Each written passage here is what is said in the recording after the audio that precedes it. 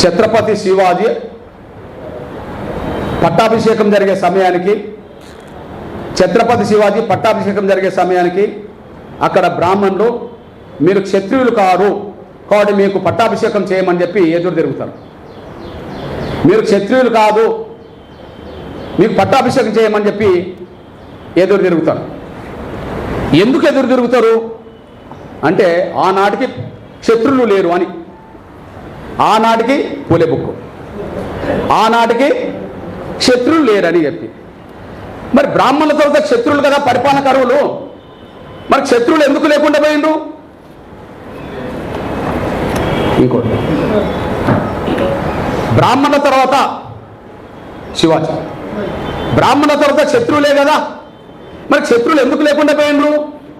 ఎందుకు లేకుండా పోయిండ్రు అంటే శివాజీ గౌరవ పెద్దలు పట్టాభిషేకం జరిగే సమయానికి అంతకుముందు 100-200 ఏళ్ళ క్రితం ఒక బ్రాహ్మణైనా ఒకటి రాస్తాడు పుస్తకం, అని ఏం రాస్తాడో చూడండి.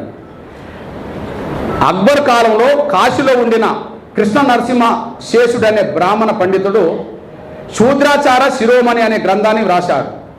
కలియుగంలో శత్రువులనే వారే లేరన్న సిద్ధాంతాన్ని అతడు అందులో లేవదీశాడు. ఆ గ్రంథం అప్పటికి సర్వత్రా పాటించబడుతూ ఉంది. దాన్ని ఆధారంగా తీసుకొని కొందరు బ్రాహ్మణులు శివాజీకి పట్టాభిషేకం చేయడానికి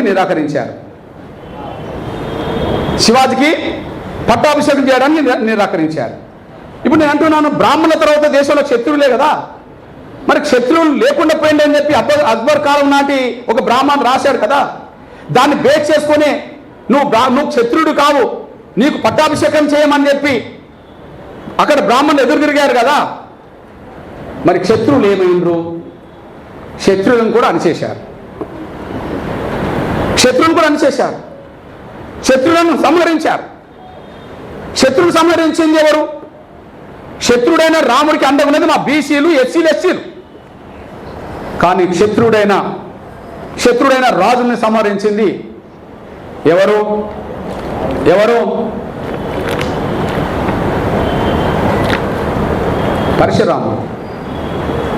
పరశురాముడే కదా. శత్రువులందరినీ సంహరించింది ఎవరు? పరశురాముడే కదా. తన తండ్రి అయిన జమదగ్నికి వేరే క్షత్రియ రాజుకి మధ్యలో జరిగిన ఘర్షణలో, రాజుకి ఆధిపత్య పోరులో క్షత్రియుడి చేతిలో వాళ్ళ తండ్రి ఏదో ఇబ్బంది పడ్డాడని చెప్పి ఆయన శబరం మూని ఈ భూమండలంలో ఉండే శత్రువులందరినీ సంహరించడానికి ఆయన తిరిగిండని చెప్పి, ఒక్క శత్రువుని కూడా లేకుండా చేసిండని చెప్పి వాళ్ళు రాసుకున్నారు కదా. అంటే దేశంలో ఉండబడే క్షత్రియ రాజులందరినీ సంహరించింది ఎవరు అంటే పరశురాముడు అని అంటుండు. అంటే క్షత్రులు లేరు నీకు పట్టాభిషేకం చేయమని అనడం కానంటే శత్రువు లేకపోవడమే కదా. శత్రువుని ఎవరు లేకుండా చేసిండ్రు? ఎవరు సంహరించిండ్రు? పరశురాముడే కదా. మీ చరిత్రపరంగా పరశురాముడు ఎవరు? మీరే అనుకుంటున్న బ్రాహ్మణ వర్గం సంబంధించిన వ్యక్తే కదా. క్షత్రియుడు అయినా మీరు చూడండి, పరశురాముడు యావత్ క్షత్రియ జాతిపై ఆగ్రహించి వారిపై 21 సార్లు దండెత్తి క్షత్రియ వంశాలను నాశనం చేస్తాడు. శమంత పంచకం అనే 5 సరస్సులను క్షత్రియుల రక్తంతో నింపి పరశురాముడు తల్లిదండ్రులకు తర్పణం అర్పిస్తాడు. క్షత్రియ రాజుల రక్తము ఎన్ని సరస్సులు నిండింది? 5 సరస్సులు నిండింది. అంటే క్షత్రియ రాజులందరూ సంహరించిండని చెప్పుకుంటారు. అందులో క్షత్రియ రాజు అన్న మన రాముడి తండ్రి పేరు దశరథుడు కదా. దశరథుడు ఎట్లా బతుకుతాడో చెప్తాడు చూడండి. దశరథుని వంటి కొద్ది మంది రాజులు గోల మందలో దాక్కొని తప్పుకున్నారు. బహుశా ఆ రోజు గోల మందలో కనుక దాక్కొని తప్పుకోకపోతే దశరథుడు కూడా ఉండేవాడు కాదన్నట్టే కదా. దశరథుడు లేకపోతే రాముడి చరిత్ర ఉండేది కాదు కదా. మరి దశరథుడు మాత్రం తప్పుకున్నాడు, గోల మందలో దాక్కున్నాడు, బతికిండు. మిగిలిన శత్రురాజులందరినీ సంహరించాను కదా. అంటే క్షత్రియులను కూడా సంహరించింది మీరేననే విషయం చరిత్ర మీరు రాసుకున్నారు కదా. బ్రాహ్మణుల తర్వాత క్షత్రియులే, చివరికి క్షత్రియులు కూడా మీరే లేకుండా చేశారు కదా. ఇది చరిత్ర రికార్డు కదా, మాది రికార్డు కాదు కదా. మూడోది వైశ్య. నేను అంటున్నా ఈ దేశానికి స్వాతంత్రం తీసుకొచ్చిన మహనీయుల పేరు చెప్తే స్వాతంత్రం అంటేనే గుర్తుకొచ్చేది గాంధీనే కదా. ఎంతో మంది స్వాతంత్ర సమరయోధులు ఉన్నప్పటికీ, ఎంతో మంది త్యాగాలు ఉన్నప్పటికీ స్వాతంత్రం అంటే గుర్తుకొచ్చేది గాంధీనే కదా. గాంధీ కుల వ్యవస్థలో ఏ సామాజిక వర్గం? వైశ్యుడే కదా. గాంధీ కుల వ్యవస్థలో ఏ సామాజిక వర్గం? వైశ్యుడే కదా. గాంధీ ఏమి ముస్లిం కాదు కదా. గాంధీ ఏమి క్రైస్తవుడు కాదు కదా. గాంధీ పక్కా హిందువునే కదా. గాంధీ పక్కా హిందువునే కదా కదా నేను అంటున్నా. ఇక్కడ గాంధీ మనకు జాతిపిత. హిందూ మతం నుంచి పోయి ముస్లిం మతంలో చేరిన మహమ్మద్ అలీ జిన్నా పాకిస్తాన్ జాతిపిత. నేను అంటున్నా, హిందూ మతం నుండి ముస్లిం మతంలో తీసుకుంటే పాకిస్తాన్ ఏర్పడ్డ వెంటనే జాతిపిత చేసుకొని గౌరవించుకున్నారు. కానీ మన దేశానికి స్వాతంత్రం సాధించి పెట్టిన మన జాతిపితను మనమే చంపుకున్నాం. ఆయన నరనారాయణ హిందువునే. గాంధీ నరనారాయణ హిందువునే. ఆయన నాయకత్వం వహించినంత వరకు హిందూ పరిరక్షకనే ఉన్నాడు కదా. ఆయన నాయకత్వంలో వస్తే ఆయన జాతిపిత అయిండు. మన జాతిపితను చంపుకున్న దేశం మనది. ఎవరు చంపారు? హిందూ విశ్వాసాన్ని వదిలి ప్రవక్తను విశ్వసించి మహమ్మదీయులో చేరితే ఆడ పాకిస్తాన్ సాధించినందుకు జిన్నాను వాళ్ళ జాతిపిత చేసుకున్నారు, వాళ్ళు గౌరవించుకున్నారు. కానీ మన హిందూ మన జాతిపితను మన దేశంలో చంపుకున్నాం. ఎవరు చంపారు? గాంధీకి అంబేద్కర్ మధ్యలో సైద్ధాంతిక ఎన్నో విభేదాలు ఉన్నాయి. గాంధీకి అంబేద్కర్ మధ్యలో సైద్ధాంతిక ఎన్నో విభేదాలు ఉన్నాయి. కానీ గాంధీని బతికించడానికి మా అంబేద్కరే రాజీపడ్డాడు. గాంధీని ఆయన ప్రాణం కాపాడడానికి మా అంబేద్కర్ రాజీపడ్డాడు. మీ అందరు తెలుసు, ఆయన ప్రాణాన్ని నిలబెట్టే ప్రయత్నం మా అంబేద్కర్ చేశాడు. దళితుల హృదయం అట్లుంటుంది. ఆయన ప్రాణాన్ని నిలబెట్టే కాడ అంబేద్కర్ వెనుక తగ్గాల్సి వచ్చింది. కమ్యూనల్ అవార్డును వ్యతిరేకిస్తూ కమ్యూనల్ అవార్డు రద్దు కోసం గాంధీ అమర దీక్ష చేస్తుంటే ఆ గాంధీ ప్రాణాలు కాపాడాలని చెప్పి చాలామంది వచ్చి అంబేద్కర్ విజ్ఞప్తి చేస్తే ఆయన ప్రాణాలు కాపాడడం కోసం, గాంధీ ప్రాణాలు కాపాడడం కోసం అంబేద్కర్ ఒక వెనుకకు తగ్గి కమ్యూనల్ అవార్డును వదులుకోవాల్సిన పరిస్థితి వచ్చేసింది. అంబేద్కర్ ఒక వెనుకకు తగ్గి కమ్యూనల్ అవార్డును ఆయన ప్రాణంతో సమానంగా కొట్లాడి సాధించిన, ఆయన ప్రాణంతో సమానంగా కొట్లాడి సాధించిన కమ్యూనల్ అవార్డును గాంధీ ప్రాణాలు నిలబెట్టడం కోసం వదులుకున్నాడు. మేము ప్రాణాలు నిలబెట్టే కాడున్నాం గాంధీని. కానీ అట్లాంటి జాతిపితను చంపేకాడు ఎవరున్నారు? చంపింది ఎవరు? అట్లాంటి జాతిపితను చంపేకాడు ఎవరున్నారు? ఈ దేశంలో ప్రతి వైశ్యుడి ఇంట్లో గాంధీ బొమ్మను చూస్తున్నాం. వాస్తవానికి ప్రతి ఒక్కరూ మన జాతిపితకు సంబంధించిన గాంధీ బొమ్మను పట్టుకోవాల్సిందే. కానీ ఎక్కువ ఓన్ చేసుకుంటున్నది ఎవరు? కుల వ్యవస్థలో గాంధీని వైశ్యులు ఓన్ చేసుకుంటారు. గాంధీ అంటే మన జాతిపిత, నిజంగా హిందూ. కమ్యూనల్ అవార్డును అడ్డుకోవడానికి ఆయన ప్రాణత్యాగం చేయడానికి సిద్ధపడ్డాడు. ఆయన ప్రాణం నిలబెట్టింది అంబేద్కర్. కానీ తుపాకీతో కాల్చి ఆయన ప్రాణం తీసింది గాడ్సే. తుపాకీతో కాల్చి ఆయన ప్రాణం తీసింది గాడ్సే. గాడ్సే ఎవరు? మహారాష్ట్రకు సంబంధించిన బ్రాహ్మణ్. మీరు ప్రాణం తీసే కాడు ఉంటే మేము ప్రాణం పోసే కాడు ఉన్నాం. మా అంబేద్కర్ గాంధీ ప్రాణం నిలబెట్టిండు, మీరు గాంధీ ప్రాణం తీశారు. మీరు గాంధీ ప్రాణం తీయడం అంటే మన జాతిపితను చంపుకున్నాం కదా. ప్రపంచంలో ఏ దేశ స్వాతంత్ర సమరయోధులన్నా, ప్రపంచంలో ఏ దేశ విముక్తి కోసం పాటుపడ్డోళ్ళన్నా చంపుకున్న చరిత్ర ఎక్కడ కనిపించట్లేదు. మన దేశానికి స్వాతంత్రం సాధించి పెట్టిన మన జాతిపితనే చంపుకున్న చరిత్ర ఈ దేశంలో ఉన్నది. చంపిన చరిత్ర గాడ్సేకున్నది. ఆ గాడ్సే వర్గం బ్రాహ్మణ కాదా? ఆ గాడ్సే వర్గం కులం బ్రాహ్మణ కాదా? పరశురాముడు తండ్రి ఆజ్ఞ మేరకు, పరశురాముడు తండ్రి ఆజ్ఞ మేరకు తన తల్లి రేణుక ఎల్లమ్మను చంపే ప్రయత్నం చేస్తుంటే, తల్లి రేణుక ఎల్లమ్మను చంపే ప్రయత్నం చేస్తుంటే ఆమె పరిగెత్తుకొని వచ్చి మాదిగవాడలో ఉంటే, మాదిగవాడలో ఉండబడే ఎల్లమ్మను కాపాడింది మాదిగలు కాదా? మా చిన్నతనంలో మా ఇంట్లో ఎల్లమ్మకు మేము పూజ చేసేవాళ్ళం, నోముకునే వాళ్ళం. ఎల్లమ్మ ఎవరంటే పరశురాముడి తల్లే కదా. మీ తల్లిని మీరు చంపాలని చూస్తే మేము కాపాడే ప్రయత్నం చేశాం.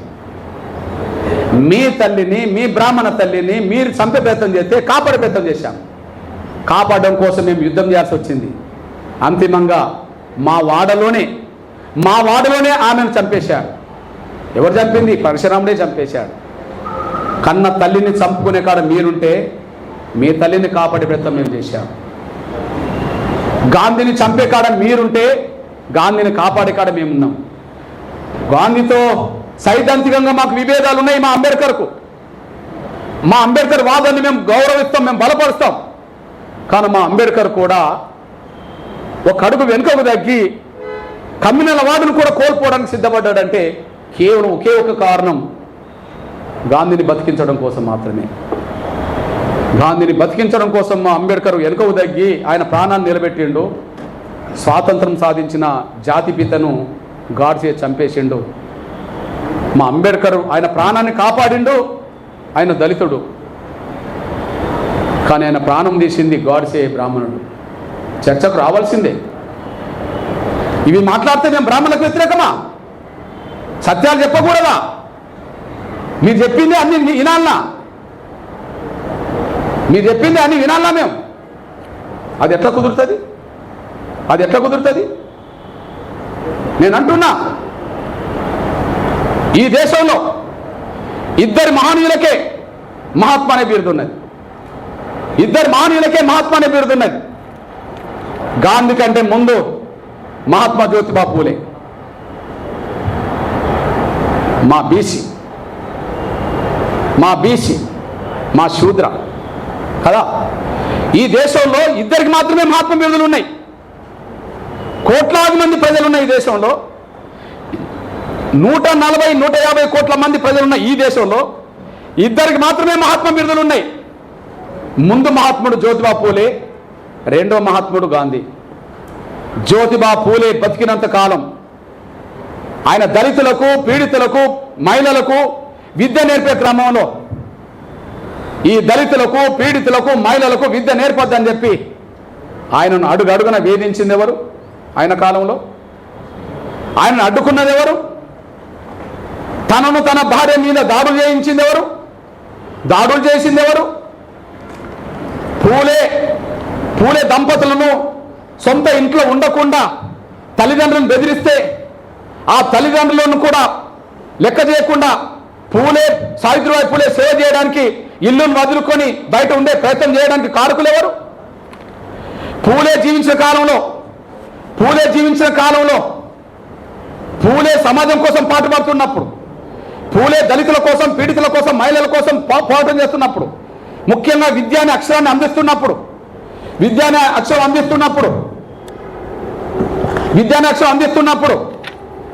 ఆయన అడుగడుగున అడ్డుకున్నది, అవమానాలు చేసింది, దాడులు చేసింది, చంపే ప్రయత్నం చేసింది ఎవరో చెప్పండి.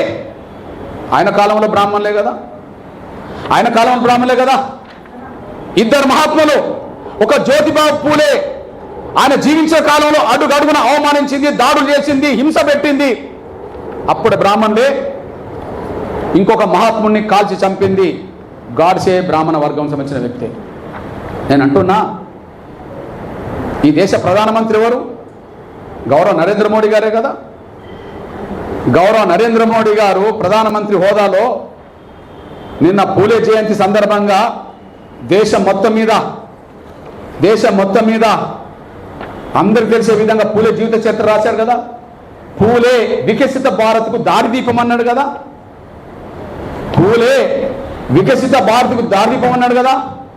నేటికి దారి చూపే ధ్రువతార అన్నాడు కదా. మహాత్మా జ్యోతిరావు పూలే జ్ఞాపకం కాదు, ఒక మార్గదర్శి అన్నాడు కదా. ఎవరన్నారు? మన ప్రధానమంత్రి అన్నాడు కదా. భారత్కు నేటికి దారి చూపే ధ్రువతార జ్యోతిరావు పూలే అన్నాడు కదా. మన ప్రధానమంత్రి గౌరవ నరేంద్ర మోడీ గారేమో మహాత్మా జ్యోతిరావు పూలే ఒక దార్శకునుడు, ఈ సమాజానికి, భారత సమాజానికి దారి చూపే వ్యక్తి కదా. కొన్ని కోట్లాది మంది అణగారిన వర్గాలకు విద్యకు దూరమైన రోజుల్లో విద్యను అందించిన వ్యక్తి అని చెప్పి ఆయన ఏం రాస్తాడంటే స్పష్టంగా రాస్తాడు, విద్య అనేది కొందరు సొత్తుగా భావించుకుంటున్న రోజుల్లో అన్నాడు. విద్య అనేది కొందరు సొత్తుగా భావించుకుంటున్న రోజుల్లో ఇది అందరి హక్కు అని చెప్పి పూలే, ఇది అందరి హక్కు అని చెప్పి పూలే తన పోరాటాన్ని ముందుకు నడిపించిందంటే అది మా సొత్తు అనుకున్న రోజులు ఎవరి అవి? విద్య అనేది మా సొత్తే, ఎవరికి రావద్దని అడ్డం పడ్డది ఎవరు? బ్రాహ్మణులే కదా. కానీ ఈరోజు మన ప్రధానమంత్రి నరేంద్ర మోడీ గారు ఏమంటారు? ఆనాడు విద్య అనేది కొందరు హక్కు అని భావించుకుంటున్న రోజుల్లో, కొందరు సొత్తు అని భావించుకున్న రోజుల్లో విద్య అందరికి అందాలి, సమానత్వం అందరికి రావాలని చెప్పి మహాత్మా జ్యోతిరావు పూలే యుద్ధం చేసిందని చెప్పారు కదా. అంటే మీ సొత్తాన్ని ఇప్పటికీ మీరు భావించుకుంటే అది తప్పని, మీ సొత్తాన్ని ఇప్పటికీ మీరు భావించుకుంటే తప్పని గౌరవ పెద్దలు ప్రధానమంత్రి నరేంద్ర మోడీ గారు మహాత్మా జ్యోతిరావు పూలే గురించి గొప్పగా రాశాడు కదా. మీరు ఎవరి వైపు ఉంటారు? మీరు ఎవరి వైపు ఉంటారు? మాతోటే మా కళ్ళు పొడిచే విధంగా రామాయణం కాలంలో మీ సూక్తులకు, మీ ఆదేశాలకు ఒత్తిడికి తలొగ్గి మా శంభుకుని మీరే చంపించారు. మా రాజుతోటే మా వాళ్ళని చంపిస్తారు. మా ఏకలవ్యుని బొటన వేల్ని మీ సూచనతోటే లాక్కుంటారు. మా గిరిజనుడి ఏకలవ్యుడి బొటన వేలు లాక్కుంటారు. మా శంభుకుడిని ప్రాణాన్ని తీసేస్తారు. మా శంభుకుని ప్రాణాన్ని తీసేస్తారు. మా పూలే జీవితాన్ని అస్తవ్యస్తం చేయడానికి కుట్ర చేస్తారు. మా అంబేద్కర్ జీవించినంత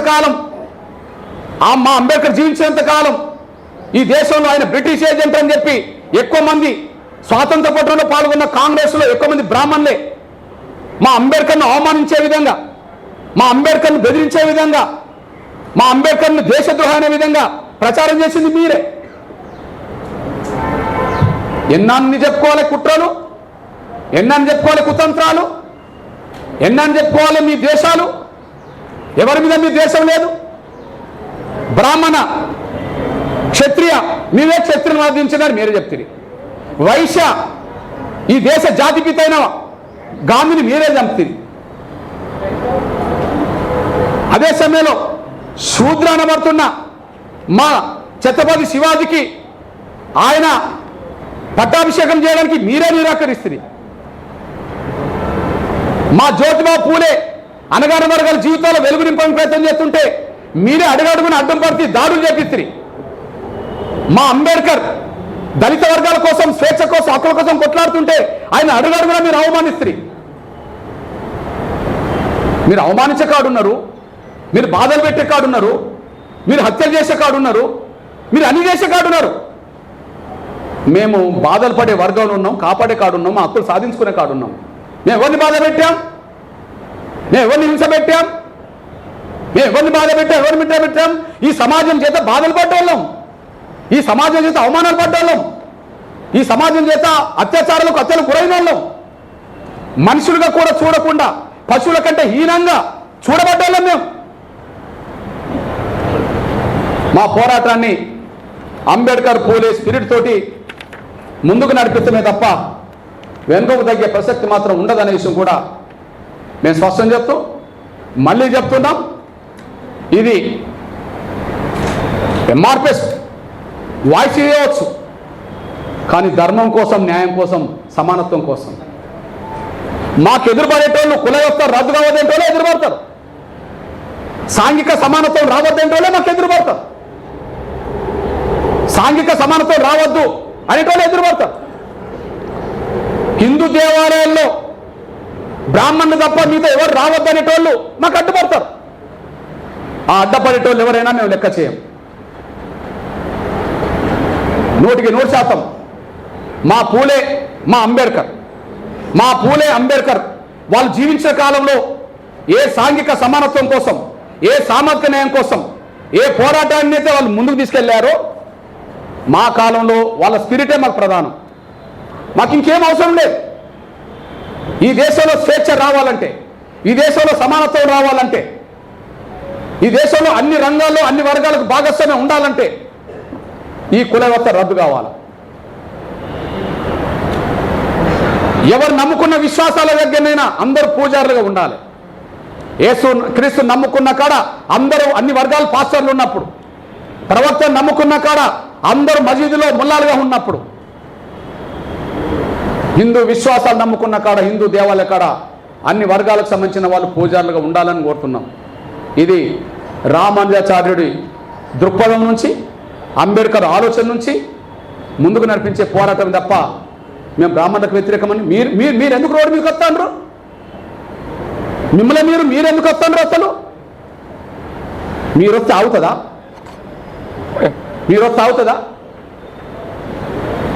అందువల్ల మేము స్పష్టం చెప్తున్నాం, ఈ పోరాటంలో న్యాయం ఉన్నది, ధర్మం ఉన్నది. మళ్ళీ చెప్తున్నాం, ఆర్టికల్ ఏదైతే రాష్ట్రపతి ఉత్తర్వులు ఉన్నాయో ఆ ఉత్తర్వులను ఉపసంహరించుకుంటారో వాళ్ళు తేల్చుకోవాలి. గౌరవ ప్రధానమంత్రి నరేంద్ర మోడీ గారు కూడా ఈ విషయంలో చొరవ తీసుకోవాలి. అన్ని రాజకీయ పార్టీలు కూడా మౌనం వీడి దీని మీద స్పష్టతనివ్వాలని చెప్పి, అదే సమయంలో దళిత క్రైస్తవులు అనబడుతున్న వాళ్ళు వాళ్ళు భక్తులైనా, విశ్వాసులైనా, వాళ్ళు పాస్టర్లైనా, వాళ్ళు ఫాదర్లైనా, లేదా వాళ్ళు ఇంకోటైనా, ఫాదర్ల తర్వాత ఏంటి, బిషప్లైనా, ఎవరైనా సరే దళిత వర్గాల ప్రయోజనాలు కాపాడే విధంగా ముందుకు రావాలని చెప్పి, దళిత క్రైస్తవుల ప్రయోజనాలు కాపాడే విధంగా ముందుకు తీసుకెళ్ళాలని చెప్పి నేను విజ్ఞప్తి చేస్తూ, ఇక్కడ ఎంఆర్పిఎస్ దళితుల హిందువుల పక్షాన అయోధ్యలో మా పూజారులు ఉండాలని కోరుతాం. దళితుల హిందువుల పక్షాన వాళ్ళ హక్కులన్నీ పరిరక్షిస్తాం. కానీ దళిత క్రైస్తవుల పక్షాన చట్టబద్ధమైన రైట్ కోసం కొట్లాడతాం. అన్ని వర్గాల హక్కులు ఆత్మగౌరవం నిలబెట్టే ప్రయత్నం చేస్తాం. ఇది పూలే అంబేద్కర్ నడిచిన మార్గంలో మా ప్రయాణం కొనసాగిస్తాం. ఇందులో ఎవరు అడ్డం పడ్డా ఆగేది లేదు, ఎవరు అడ్డుకున్నా మేము వెనుకకు తగ్గేది లేదు, ముందుకే పోతామనే విషయం కూడా స్పష్టం చేస్తాం.